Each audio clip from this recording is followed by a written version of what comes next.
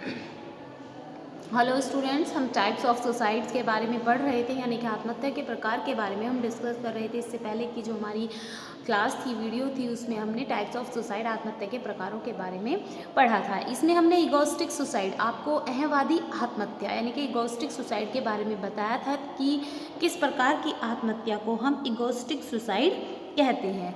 तो basically egoistic suicide के बारे में अच्छे से जान लेने के बाद अब इसके टाइप्स जो है, यानी कि इसमें कुछ तरह की जो इन्फॉर्मेशंस हैं, टाइप्स हैं, वो इसमें इन्होंने बताने की कि किस वजह से किन जगह पे आत्महत्या की दर ज़्यादा देखने को मिलती है।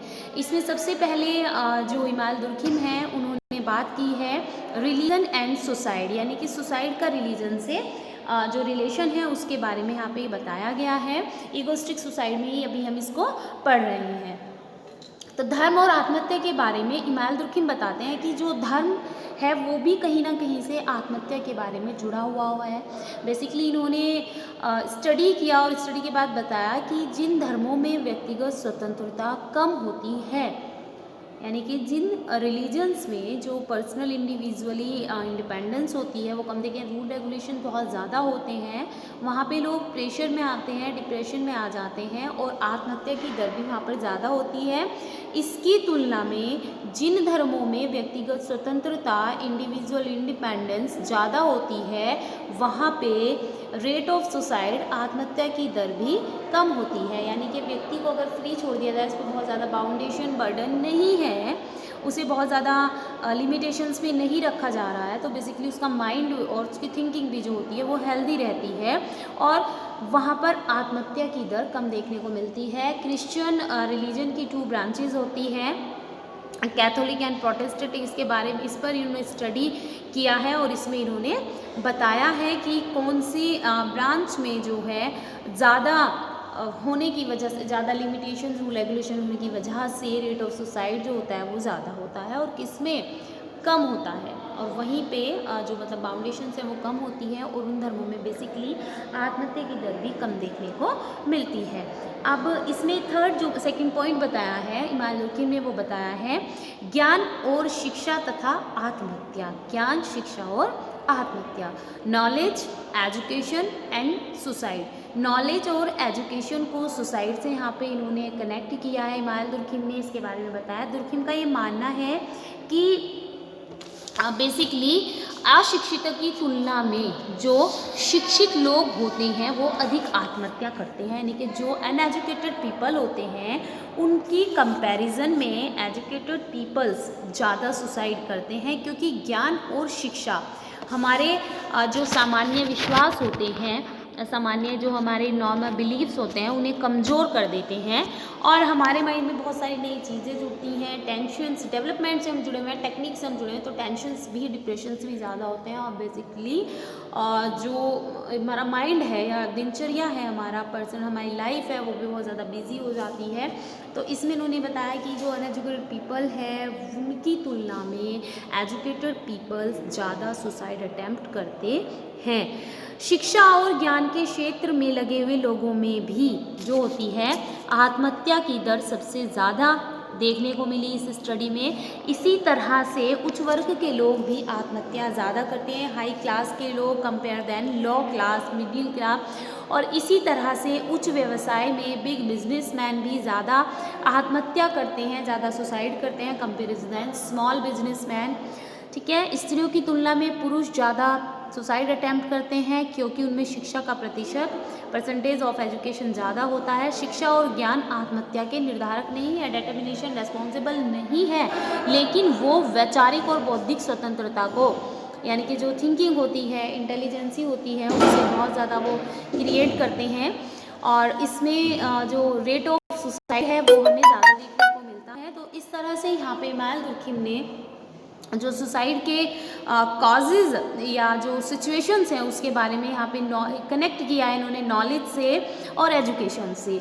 तो यहाँ पे इमाल दुर्खिम जो बेसिकली वो कहना चाह रहे हैं कि जो नॉलेज है, एजुकेशन है, ये लोगों को सुसाइड की तरफ ज़्यादा मोटिवेट करती है, क्योंकि एजुकेशन हम ले रहे हैं, हम एजुकेटेड हैं, ठीक है, नॉलेज हमारी बढ़ रही है, तो हमारा जो एरिया है वो भी उतना ही ज़्यादा ब्रॉड होता चला जाता है, हम ज़्यादा लोगों के कांटेक्ट में आते हैं, हमारी जो इंटेलिजेंसी है, थिंकिंग है हमारी, वो भी बढ़ती हुई चली जाती है। टेंशन्स हैं, जो नई चीज़ें हैं, जैसे यहाँ एग्जांपल दिया है कि जो बड़े व्यापारी बिग बिजनेसमैन होते हैं वो छोटे व्यापारी की तुलना में ज़्यादा सुसाइड करते हैं। क्यों? क्योंकि जितना बड़ा बिजनेस होगा उतने ज़्यादा बड़ा हमारे कॉन्टेक्ट एरिया होंगे, उतने ज़्यादा टेंशन्स होंगी, रिस्क होंगे, तो ज़्यादातर इस तरह के क्षेत्रों में ही छोटा काम होगा, कम लोगों से कांटेक्ट होगा तो टेंशन्स भी कम होंगी, तो ज़्यादा चांसेस रहते हैं बड़े लोगों के द्वारा सुसाइड अटैम्प्ट करने का। इसके बाद सेकंड जो थर्ड पॉइंट है इगोस्टिक सुसाइड में, वो है परिवार तथा अहंवादी आत्महत्या, family and egoistic suicide.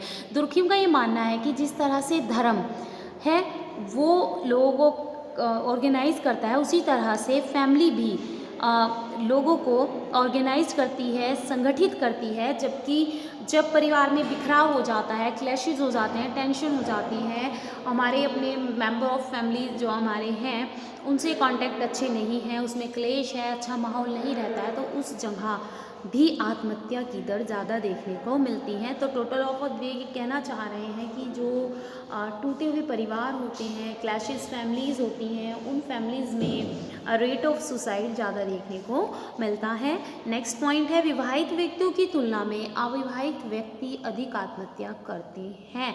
Attempt to suicide from unmarried people compare than married peoples. तो यहाँ पे इमाइल दुर्खिम कहते हैं क्योंकि अविवाहित व्यक्ति जो होता है, अनमैरिड पर्सन जो होता है, उसका जीवन बहुत अधिक सुविधापूर्ण होता है, फैसिलिटीज़ ज़्यादा होती हैं, क्योंकि उसे रेस्पॉन्सिबिलिटीज़ का बर्डन उसके ऊपर ज़्यादा नहीं होता है, उसकी जो रेस्पॉन्सिबिलिटीज़ हैं, चिंताएं हैं, वो कम होती है।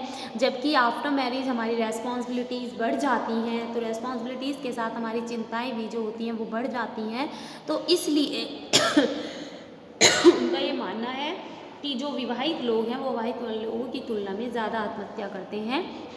इसमें स्टडी बेस पे वो कहना चाहते हैं कि 16 वर्ष से कम आयु के जो अविवाहित बालक होते हैं वो कम सुसाइड करते हैं। जैसे जैसे हम बड़े होते हैं, ग्रो करते हैं, हम जो रियलिटी ऑफ लाइफ है उससे रूबरू होते हैं, हमारी प्रॉब्लम्स, टेंशन्स भी इंक्रीज़ होती हैं, तो उसी तरह से जैसे जैसे उम्र बढ़ेगी उसी तरह से जो सुसाइड का रेशियो बढ़ता चला जाएगा। इमाल दुर्खिम फिर कहते हैं कि विधुर या विधवा विवाहितों की तुलना में ज़्यादा, अविवाहितों की तुलना में कम आत्महत्या होती है। तो इसमें उन्होंने कहा है कि विवाहितों की तुलना में अगर हम अनमैरिड, मैरिड पीपल्स, विधुर, किसी का हस्बैंड एक्सपायर हो गया, वाइफ एक्सपायर हो गई है, तो वो अविवाहिता की तुलना में कम आत्महत्या करते हैं। विवाहितों में भी बिना बच्चे वाले बच्चों की तुलना में अधिक आत्महत्या करते हैं। तो इसमें उन्होंने कहा है कि जो मैरिड पीपल है उसमें भी बिना बच्चे वाले जो लोग होते हैं जिनकी कोई संतान नहीं है, वो बच्चे वाले की तुलना में, क्योंकि रेस्पॉन्सिबिलिटीज़ नहीं होती तब तक वो ज़्यादा सुसाइड अटैम्प्ट हमें देखने को मिलती है। इसी में इमाइल दुर्खिम कहते हैं संतान युक्त विधुर संतानहीन विवाहित पतियों की तुलना में, यानी कि जो संतान है और मतलब वाइफ नहीं है उसकी और उसके बच्चे हैं, और इसकी कंपैरिजन में जो मैरिड पीपल हैं लेकिन उसके पास बच्चे नहीं हैं तो वो कम आत्महत्या करते हैं। संतानों की उपस्थिति प्राय विवाह के बुरे प्रभावों को, यानी कि बच्चे से लगाव की वजह से जो व्यक्ति है वो अपने बच्चों की, कि भाई मेरे बाद अगर मैं ऐसा कर लेता तो मेरे बाद मेरे बच्चों का क्या होगा, उनको कौन संभालेगा, तो सुसाइड जो है वो कम देखने को मिलते हैं इसमें। इसके बाद इसमें राजनीतिक संगठन और आत्महत्या, पॉलिटिकल ऑर्गेनाइजेशन और सुसाइड। दुर्खिम ने आत्महत्या का संबंध, जो रिलेशन ऑफ सुसाइड है, वो दुर्खिम राजनीतिक दृढ़ता से भी जोड़ा है। जब किसी देश की जो कंडीशन ऑफ पॉलिटिकल है उसमें दरारें आने लगती हैं, टेंशन्स आ जाती हैं और जो कंट्रोल है वो कम हो जाता है, तो आत्महत्या की दर बढ़ जाती है, क्योंकि इससे सारी चीज़ें वहाँ पे इफ़ेक्ट होती हैं। जबकि राजनीतिक समाज खुद विकास और निर्माण की प्रक्रिया में जो होती है, हम माने कि जो सुसाइड का सिचुएशन है वो बिल्कुल नेगलेक्ट यहाँ पे होती है। अगर हम हिस्ट्री देखें तो इतिहास भी हमारा इस बात का गवाह है कि समाज के विकास में बहुत कम आत्महत्याएं होती थी, जबकि विकास के साथ साथ आत्महत्या की दर भी लगातार बढ़ती जा रही है। जैसे जैसे हम विकास की तरफ बढ़ रहे हैं, टेक्नोलॉजी से जुड़ रहे हैं, टेंशन्स बढ़ रही हैं, लोगों के विचार जो हैं एक दूसरे से कम मिल रहे हैं और यहाँ पे जो रेट ऑफ सुसाइड है वो भी बढ़ता हुआ जा रहा है। तो ये हमारे गोस्टिक सुसाइड के एग्जाम्पल्स थे कि इन कंडीशन में जो है रेट ऑफ सुसाइड बढ़ता है।